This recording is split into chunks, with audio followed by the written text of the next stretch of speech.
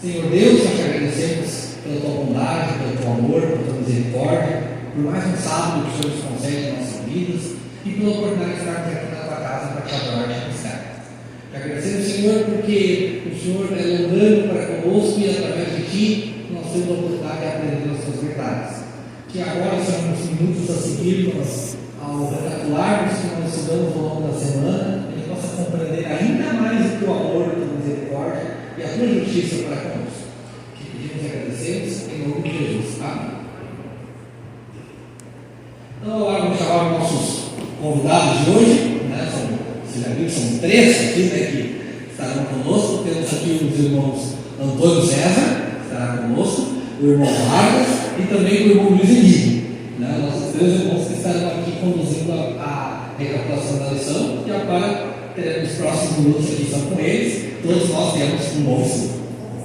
O conflito cósmico. Bom dia, irmãos, feliz sábado a todos. Eu estava conversando com o Antônio agora há pouco aqui. Vocês já viram quando as pessoas se cumprimentam? Algumas pessoas estão falando, bom dia, Antônio. Tudo certo, Antônio? Repito, hoje nós estamos fazendo assim. Hoje tu cumprimenta uma pessoa e sim, tudo bem. Bem só sou para ti, para mim não está bem. Por que isso, meus irmãos? Que nós vivemos um mundo de pecado, um mundo do mal. E essa semana nós estudamos sobre isso, o grande conflito, né? E nós temos várias perguntas e muitas respostas também. Que quem não pergunta, quem não fez a pergunta dizer assim para você? Afinal, onde começou o mal? Jonah, nós começamos o mal no céu ou na terra? Essa semana nós estudamos sobre isso. E nós vamos recapitular. E vocês podem participar aqui conosco. Ok?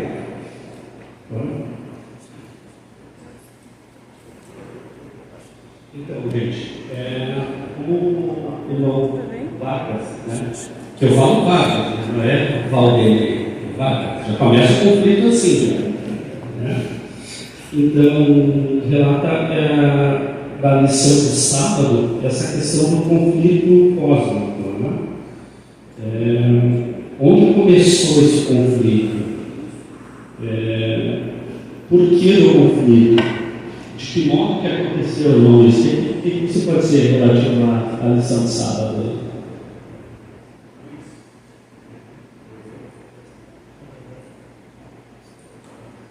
O que a gente tem que dizer sobre o conflito que não começou na nossa vida, nem começou com Adão ou com Eva. Esse conflito começou já inesperado. Não só começou nos céus, começou junto ao trono de Deus. E começou justamente entre aquele que devia guardar os mandamentos, preservando a sua autoridade nos céus, e esse anjo rebelde, que era, portanto, um querubim. Ele estava nas mais altas classes de anjos. É um anjo cobridor. E esse anjo cobridor, nós vamos comparar esse anjo como, por exemplo, que ele estava diante da Arca da Aliança. Ali estavam 2 anjos cobridores. Ali estavam os 2 anjos cobridores, sempre prostrados diante da Shekinah, que era a glória de Deus. Então, isso é um exemplo, porque ele tem 2 querubins cobrindo os mandamentos e a Arca da Aliança.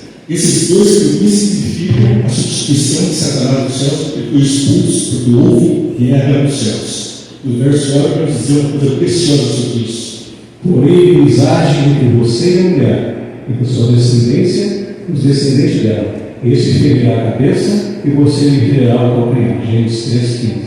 Esse verso, meus irmãos, é conhecido como o primeiro verso da promessa do Evangelho. A primeira promessa de Deus para nós foi que ia haver uma inimizade entre os descendentes e Satanás. E essa inimizade entre a serpente, né, e a descendência de Eva, ela levaria a um grande conflito, até a morte. E interessante que esse descendente, ele esmagaria a cabeça da serpente, mas sofreria uma ferida no calcanhar. Você vê que esse conflito, meus irmãos, ele afeta diretamente cada ser humano, mas é só o ser humano, pastor? O universo todo, o mundo todo, né?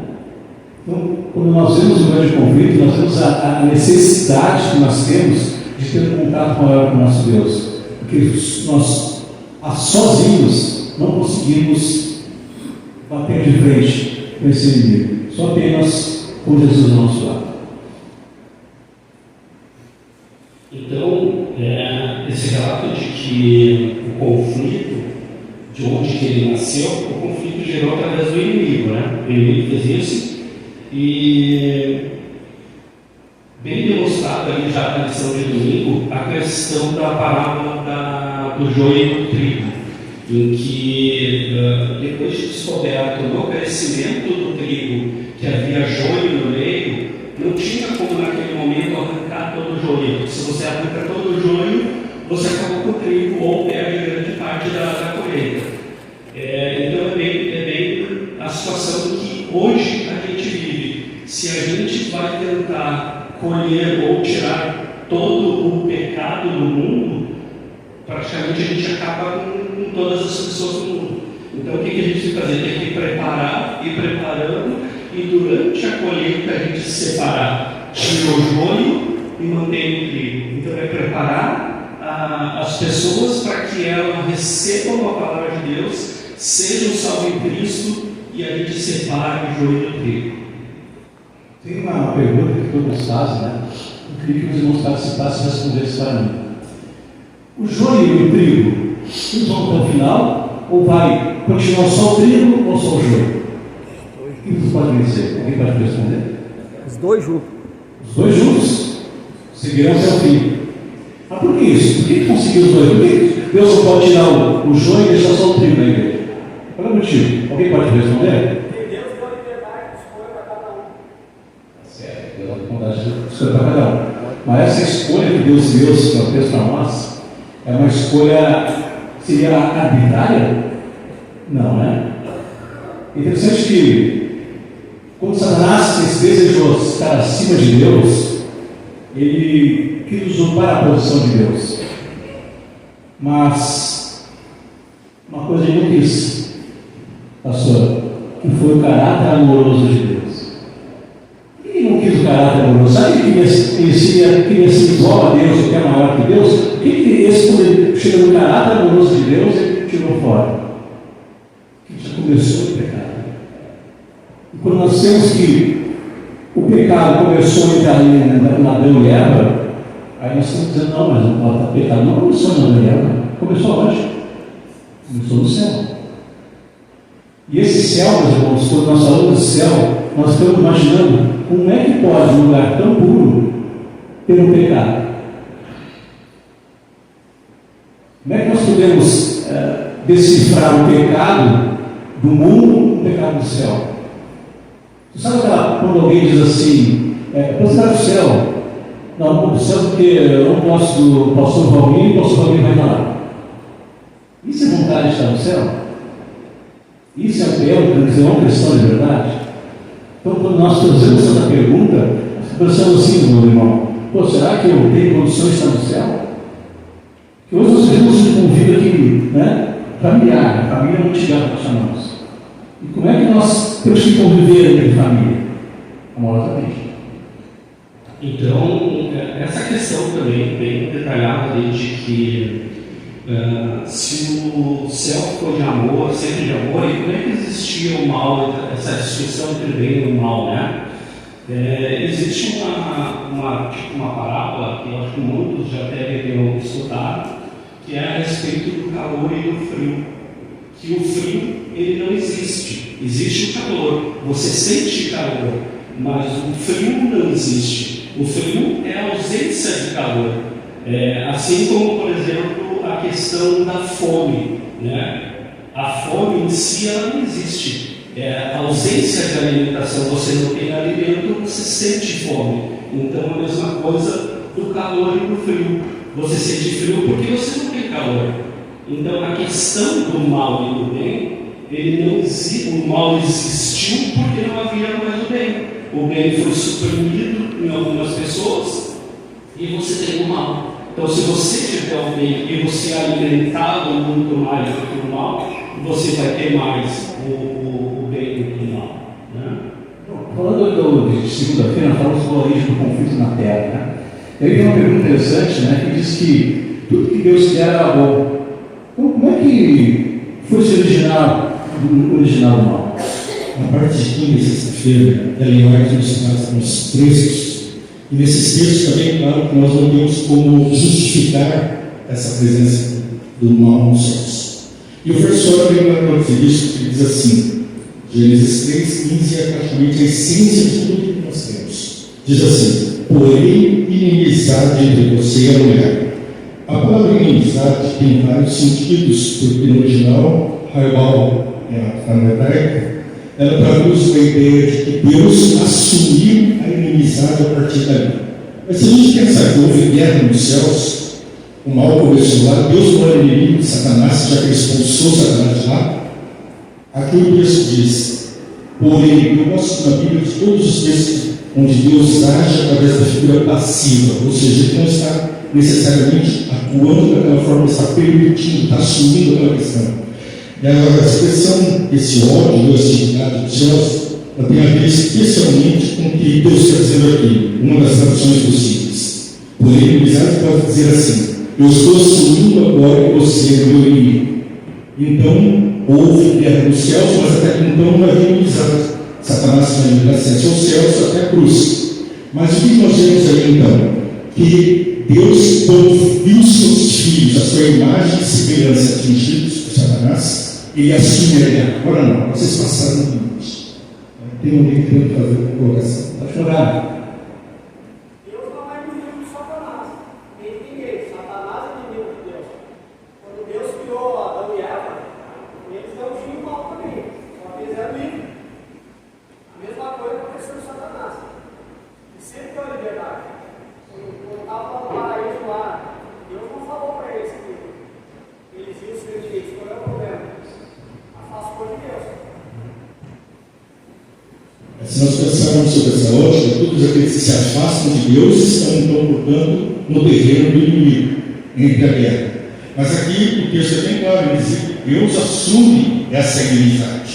Então, há realmente, dentro do amor de Deus, aquele amor que protege os seus filhos que foram atacados. Então, a inimizade surge em nossa razão, em nosso favor. Então Deus realmente diz, porém, inimizade, ele quer dizer que está assumindo essa inimizade, é o que Deus diz. Interessante que Satanás ele não teve um ataque direto a ela, né? Nem a Adão. Ele foi sutil. Como é que foi a sutileza que ele usou? Ele diz assim: certamente não morrereis. Isso é sutilidade. Quando eu digo pessoalmente, sou, vai morrer. Não, ele foi sutilmente diz assim. Quando Eva viu aquela serpente, o que ela sentiu? Viu a serpente naquela época, naquele estado ali, era um bicho maravilhoso, um dos bichos mais lindos que Deus tinha feito, era a serpente, porque ela voava. E quando Eva viu aquela serpente, ela ficou espantada. Viu ela falar pessoalmente com ele, né, com ela, e ela deu aquela resposta. Mas ele foi sutil, e o mal é assim com nós. O mal é sutil, irmãos. Quando tu começa a fazer pequenos pecadinhos, tu começa a achar que aquilo não diz olhos, né? Não dá nada, dá sim. O pecado, quando ele começa pequeno, ele começa a aumentar gradativamente, quando ele está pecando. Hoje eu posso estar roubando uma caneta de alguém, amanhã eu estou roubando um carro, uma casa. Então, não brinque com o pecado. O pecado é a coisa mais horrível que tem na face da terra. Porque o inimigo é poderoso. E nós somos fracos. Nós só somos fortes porque Deus está conosco. Senão nós seríamos derrotados pessoalmente. Então, essa vitória que nós tentamos agora há pouco, vitória em Cristo, é verdadeira. Nós só voltamos vitória com Jesus na nossa vida. Pastor? A questão da amizade é porque se Deus colocou em nós uma aversão, se nós temos uma aversão a uma cobra, a gente vê, corre, foge, a ideia do texto é também nesse sentido, que a gente naturalmente Deus colocou algo em nós que é para a gente não ter assim, de cara, olha, já vou para o lado do Satanás, a gente tem uma resistência ao Espírito Santo que ajuda a gente a ter uma afastamento assim das armas de Satanás. E a gente também, só para repetir um pouquinho, Deus também não, só falando um pouquinho do joio, Deus não destrói o joio, por um motivo também especial na natureza, o joio nunca vai ser trigo, mas o joio na terra, ser humano, o joio pode virar trigo. Então, por mais perdido que você possa julgar alguém, Deus continua trabalhando com ele enquanto a porta estiver aberta. Então, no reino espiritual, um joio, eu posso ser um pastor joio, vocês não estão sabendo, um exemplo, né? Mas eu posso me converter, meu irmão da igreja, que parece ser um joio, que recebe os atos, ele pode virar seu filho. Então, por isso Deus queria chegar até o final para gerar colheita, ele vai ser feito, vai se parar, gente. E a questão da inimizade, a gente é natural, ninguém percebe que o diabo na terra, quer ser do diabo, ninguém quer. É uma coisa assim, mas infelizmente, a gente se afastar da luz, se afastar de Deus, a gente acaba infelizmente O senhor falou interessante porque é difícil diferenciar os dois, o joio e o trigo. E o senhor falou que pode ser o pastor joio, eu posso ser o mesmo joio, né? Pretendo ser trigo, né? Mas eu posso me transformar. Então, essa diferenciação só vamos ver quando tiver a colheita de Deus. Quando Deus der a colheita, aí sim vai separar o joio e o trigo, só para pensar nisso. E continuando ali, irmãos, nós falamos sobre o grande foguete do céu, né? Mas tem um detalhe. Quando fala em querubim cobridor, o que vocês entendem por querubim cobridor? É isso que a lição falou no início, né? Que Deus cobre a arca ali. Mas, quando a glória de Deus, ele relatou ali que Deus era tão majestoso, né? Que até os anjos, eles precisam da glória de Deus. Então, quando ele fala em cobridor, o anjo levanta as asas, mas com a outra asa ele cobre o rosto. Ele cobre o rosto porque Deus é esplendoroso. E isso assusta. Tanto é que nós não podemos ter um contato com Deus. Porque Deus é tão glorioso que isso afeta nós. O que aconteceu com Moisés quando ele foi na sarça ardente? O que Deus disse para ele? Tire sandálias, que é um lugar sagrado. Ele não deixou Moisés olhar nos olhos dele. Nós não podemos olhar diretamente nos olhos dele, porque é tão esplendoroso, tão glorioso para nós seres humanos frágeis, que isso afeta nós. É por isso que fala aí querubim cobridor. E aqui na terça-feira, fala aqui, onde fala da luz, né? Isaías 14, 12, 15. Diz que o ser celestial encheu-se de orgulho e desejou ocupar o lugar de Deus. E esse orgulho, meus irmãos, é a essência do pecado.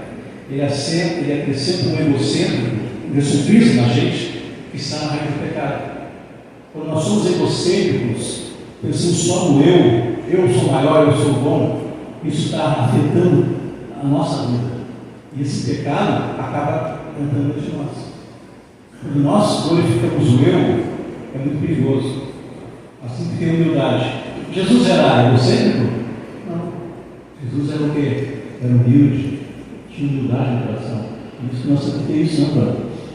Então, essa questão de como que um discípulo, né, de Deus, um membro da grande, né, um dos mais queridos, mais lindo, mais inteligente, e ele quis se opor a Deus, né? Ele quis achar que ele era muito melhor.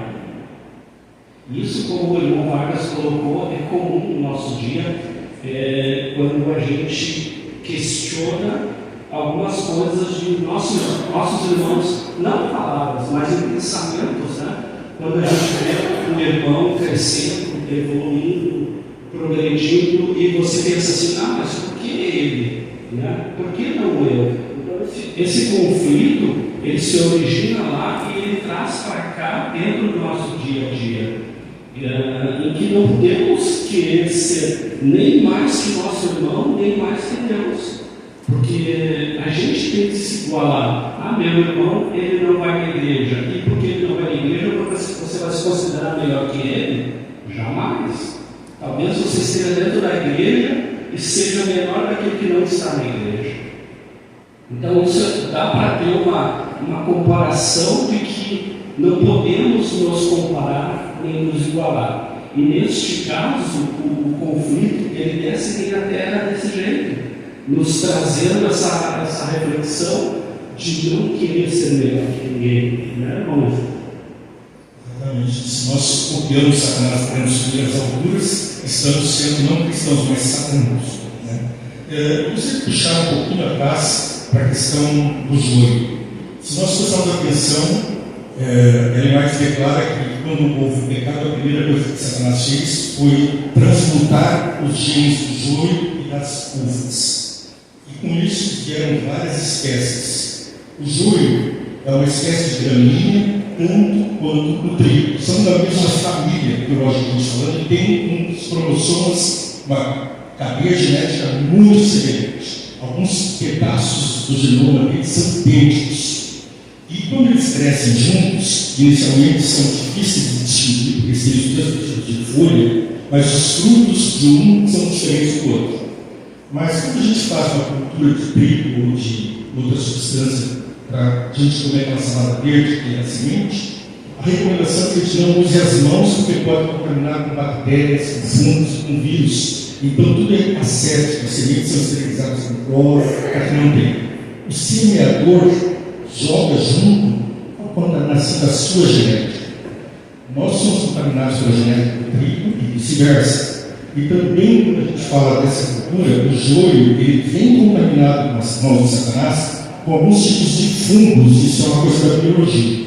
E esses fungos produzem algumas toxinas, como por exemplo a pemolina, que é um neurotóxico, ou seja, a pessoa começa a não entender a produtos. Ele produz algumas antibiotinas, esses fungos, que acabam matando as raízes do trigo e das outras plantas. E também produz outro, que é o ácido teoleno, que faz então paralisia. E esse pecado também faz em nós. O joio que Satanás semeia tem a genética, e a genética do trigo troca com a do joio. Ou seja, nós somos contaminados como igreja pela presença do joio. Mas nós não podemos separar o joio do trigo. Por quê? Porque as raízes do joio, elas são mais superficiais, elas não penetram a parte radicular dela, ela se espalha por cima, sufocando a do trigo. Mas ela se entrelaça no trigo de uma tal forma que se você for puxar o joio, vem o trigo junto. Pior, a raiz do joio é radicular por cima, mas ela tem raízes que penetram fundo, ela consegue sobreviver mesmo diante das provas, tentações, onde está o calor escaldante, ela puxa os nutrientes lá de baixo. Então nós estamos contaminados com joio. Mas ninguém pode dizer que quem é joio não é quem é trigo. Porque na verdade o trigo foi cuidado por Satanás de uma forma que puxou os genes do joio para misturar com o trigo. E o resultado disso é o trigo era pequenininho, grão, mas muito nutritivo. Hoje nós temos um trigo mudado geneticamente para Monsanto, para Bayer, por 500 empresas que fazem esses cruzamentos genéticos. Cruzamentos que Deus proíbe quando ele diz assim, que proíbe a cruzamento entre espécies, é uma lei da biologia e é uma lei de Deus. Surgindo daí os transgênicos, não no caso do trigo, mas os transgênicos não conseguem se reproduzir. As sementes seguintes por eles só reproduzem através da semente que eles florescem. Se você for plantar de novo, não nasce. E o resultado é que faltam nutrientes nesse trigo. Nós não temos mais os mesmos nutrientes, nós não temos mais a mesma vitamina. Quando convivemos com igrejas, somos logo sérios, nem frios, nem quentes, porque o joio está aqui. Mas nós vamos mudando já. Eu acho que para aqui, Vargas, a gente já deu uma boa passada aqui. Nós podemos avançar até quinta-feira, até por causa do nosso tempo aqui, tá bom? Já temos 9 minutos e meio praticamente, tá? Podemos chegar aqui então na natureza do conflito cósmico. Eu preciso se ilustrar. Tá? Tá perto, 15 minutos. Então voltamos. Eu olhei em cima. Então, eu acho interessante tocar nessa parte da oração, que é o principal. Eu acho que o principal aqui da nossa lição é a oração, orar nosso Deus. E aqui diz que no encontro de Jesus e o tentador, podemos descobrir bastante da natureza deste conflito. Qual é a natureza desse conflito? A oração. Não, isso mesmo. Então, Jesus sempre colocava essa questão de que devemos sempre adorar ao Pai, né? Elevar todas as nossas angústias, nossos pedidos sempre ao Pai, mas adorá-lo independente dos pedidos. E esse era até hoje, né? Talvez uma raiva, uma insatisfação do inimigo, né? De que nós adoramos a Deus, nós colocamos todas as nossas necessidades diárias para Deus, e essa colocação, né, que sempre leva essa insatisfação do diabo, tanto que ele levou Jesus para o deserto e tentou ele diversas vezes por todas as coisas possíveis, e em nenhum momento ele titubeou, né, que a gente chama, né? Ele não pensou duas vezes. Ele, talvez haja relatos que digam que Deus pensou. Na verdade, ele não deve ter pensado. Ele orou. Todas as vezes em que ele foi tentado, ele deve ter orado ao Pai e dito ao Pai: Pai, me mantenha na fé, me mantenha seguro. E continuou orando e adorando. Só que o que me deixa mais intrigado aqui nesse caso é que, quando nós falamos aqui do Deus diz, né? Cristo ele derrotou a palavra de Deus. Como é importante nós lermos a palavra de Deus. Se você não lê a Bíblia, começa a ler agora. Porque a resposta toda da nossa vida está dentro da Bíblia. Deus, toda a resposta que ele deu, Deus deu ao Satanás, João. O que ele falou? E Júnior? A palavra de Deus diz isso.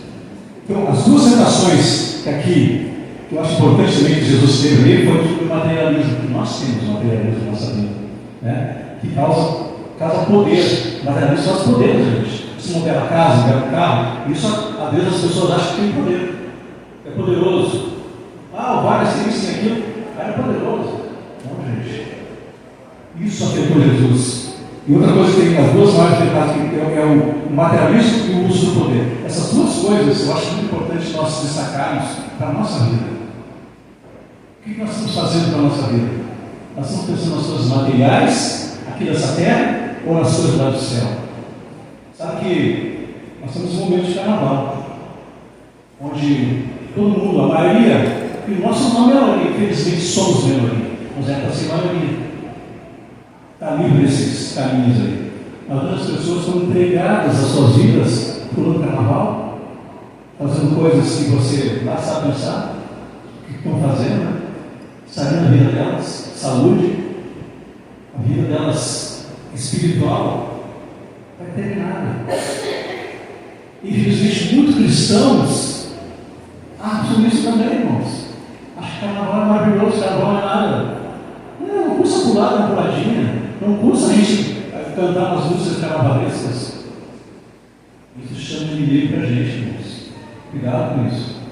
Então, só a colocação, aproveitando a colocação do irmão Marcos a respeito dessa questão do carnaval, que a palavra vem de festa da carne. Na lição de quarta-feira, fala sobre Efésios 12. Só para a gente dar uma lida sobre isso, Efésios 12 nos lembra que a nossa luta não é contra sangue e carne, mas contra os poderes e autoridades, contra os dominadores deste mundo de trevas e contra as forças espirituais do mal nas regiões celestiais. Mesmo que não precisamos viver com medo, porque devemos sempre nos lembrar da batalha que ocorre ao redor. Aqui fala, a gente sempre fala, né? Então, o carnaval é a festa da carne, é a festa da sexualidade, é a festa do inimigo. Só que a gente não deve ir contra a carne. E quem é a carne? É os nossos irmãos que estão lá. Eles são nossos irmãos. Então a gente não devemos ir contra os nossos irmãos que estão no carnaval. Eu não vou discriminar a pessoa que está no carnaval. Eu tenho que trabalhar com ela para que ela tire o mal de dentro dela. Como daqui, a gente tem que ir contra o mal que está dentro dela, que leva ela a ir ao carnaval e promover toda aquela promiscuidade que lá existe. Entende? Então está vindo aqui, ó. Não é contra a carne, sangue. Não é contra a pessoa, porque nós somos carne e sangue. Então eu não posso ir contra a pessoa, eu tenho que trabalhar o espírito da pessoa, porque o espírito está tomado no mal, né? Eu tenho uma colocação também sobre a tentação de Jesus. Qual é o mal em comer pão? É o pecado? Ou é pecado multiplicar o pão? Se fosse, Jesus seria pecador porque ele multiplicou o pão mais de uma vez, de poucos pães, 5 pães, 3 peixinhos, 7 pães. Ele fez multidões se alimentar. Então, por que a gente entende que era pecado Jesus transformar pedras em pão quando ele estava numa necessidade real? Esse foi um dos erros que me acompanhou desde o nascimento. Eu fui compreender isso bem pouco tempo atrás, embora seja filho de pastor e pai de pastor, eu tinha essa dificuldade de compreender. Na verdade, Satanás tentou Jesus com a quebra de um mandamento universal. Ele veio como homem para morrer por nós. Se ele usasse o poder divino, então ele provaria a tirania de Deus. Se Deus usasse o poder dele, não haveria nem guerra. O mal seria exterminado imediatamente. Então é uma guerra de titãs iguais, onde Jesus veio para vencer. Qual é a outra tentação? A outra tentação, Jesus foi levado no deserto 40 dias e 40 noites sem comer e sem beber. O que nós temos aqui para nossa situação? Que o dilúvio foram 40 dias. A peregrinação no deserto, 40 dias. Jesus, depois nós temos Moisés no monte, e depois nós temos as nossas dificuldades que vão surgir nos últimos dias, que serão tempo breve, talvez 40 dias. Não tem nenhuma base para dizer isso, mas isso é um breve tempo. E isso enfraqueceu esse ser humano para que ele ficasse vulnerável, mas ao contrário disso, ele se apegou com Deus, ele não confiou em sua própria força. E assim que ele mencionou, como está escrito, e se apegando com Deus. E se Jesus fosse confiar em sua força, ele só poderia contar com a força do divino Jesus. E a tentação, então, de Satanás, então, oferece para você, não precisa ir para a cruz. Pelo contrário, de tua glória nos reinos desse mundo, e mostrou para ele todas as coisas boas que Satanás acha que existem nesse mundo, tudo isso. E Jesus, então, quebraria o primeiro e o segundo mandamento da lei de Deus: não terás outros deuses diante de mim, porque estaria adorando Satanás, e não te prostrarás diante das imagens dos ídolos. O primeiro e o segundo mandamento estavam implícitos na aplicação de Satanás. Chega agora quinta-feira sobre a natureza do conflito cósmico. Ela começa assim: como é possível um conflito entre Deus e Satanás? Como alguém poderia se opor a Todo-Poderoso? Eu pergunto para os irmãos: você poderia ter acabado com uma obra aí? Microfone? Só para colaborar com o irmão que ele falou, na verdade, Jesus, quando ele sai do batismo, ele foi batizado pelo Espírito Santo. Desceu sobre ele, saindo do batismo, foi levado pelo Espírito Santo para o deserto. Ele não foi lá, ele levou para o deserto, agora que lá me encontrar com o diabo, ele foi lá para orar, para buscar, porque ele tinha um início do ministério que precisava ter uma íntima comunhão com Deus. Ele jejuou 40 dias em Deus. Então, quando Satanás percebeu que estava enfraquecido fisicamente, como ser humano, é que veio então a tentação ali, as tentações que vieram. A ideia do diabo era que Jesus pudesse fazer algo que ele podia fazer na vida. Uma coisa é assim, Valmir transforma pedras em pães. Eu não tenho como fazer isso. Mais que eu tenho. Agora Jesus podia fazer. Então a tentação era usar o poder divino, porque ele tinha poder para fazer isso, mas ele não podia usar em benefício próprio.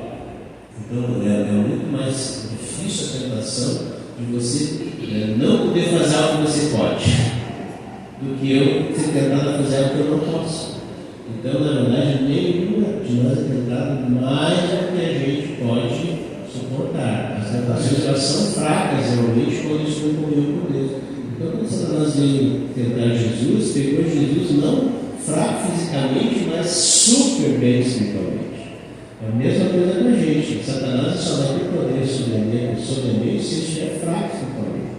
Mas se estiver fortalecido na palavra de Deus, conhecendo a palavra, em oração, não tem nada que alguém fazer que ele vai utilizar sobre ele. Então Jesus deixa um exemplo também. Se quer vencer a tentação, tenha comunhão com Deus e estude a palavra. Ele desmascarou Satanás justamente pela palavra. Professores, faltam 5 minutos para o encerramento da lição. Para terminar aqui quinta-feira, eu queria fazer pergunta para a igreja, alguém podia responder. Por que então que Deus não poderia ter acabado com o mal logo no início do céu? Por que não fez isso? Ele é todo poderoso. Alguém podia responder? Por que Deus não fez isso?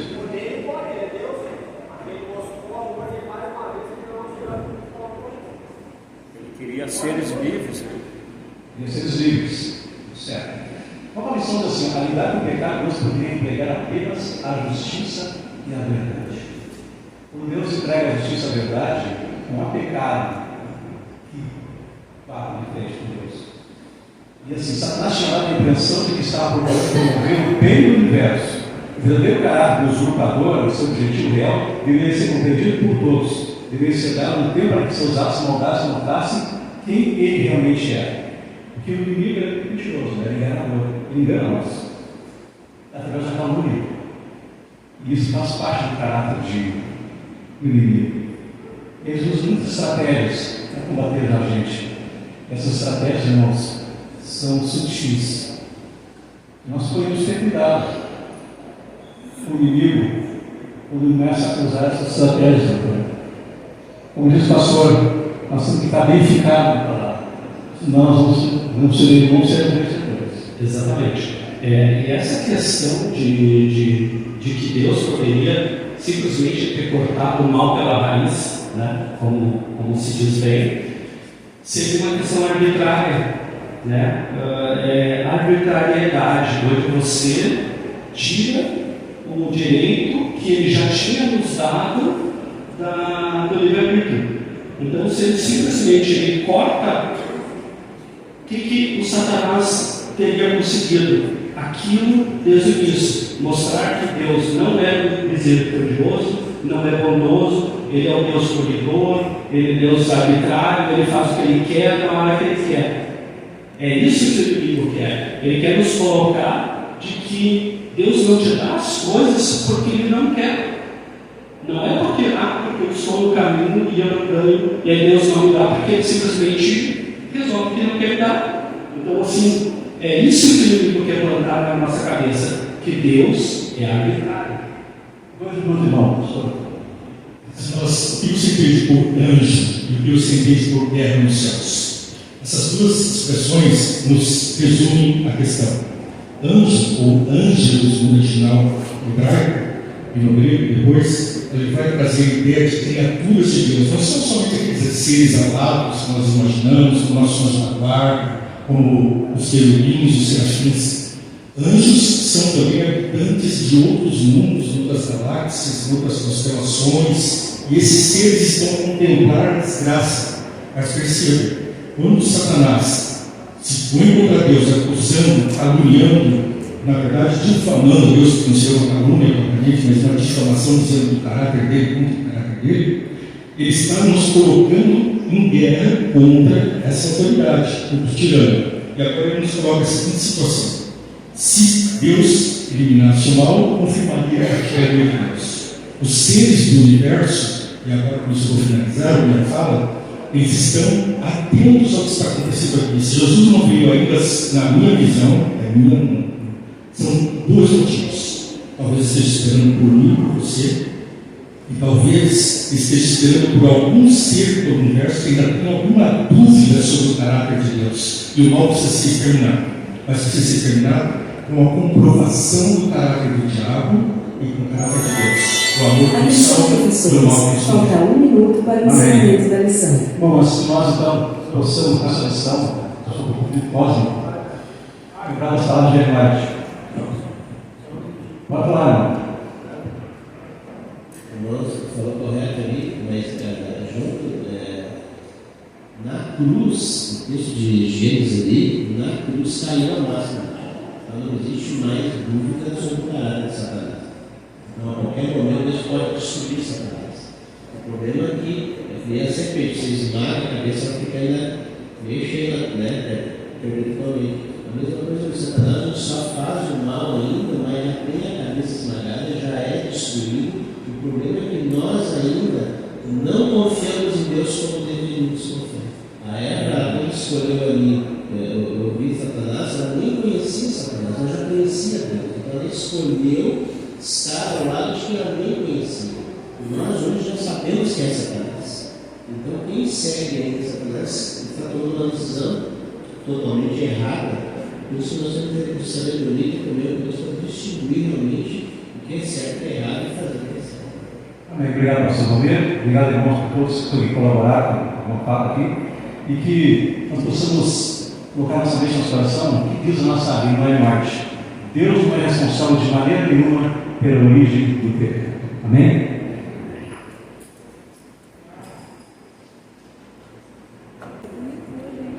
É um profeta sem nome, mas todo mundo conhecido, né? Vamos louvar o grande Deus nesse momento. Que Deus possa ser exaltado através das nossas canções.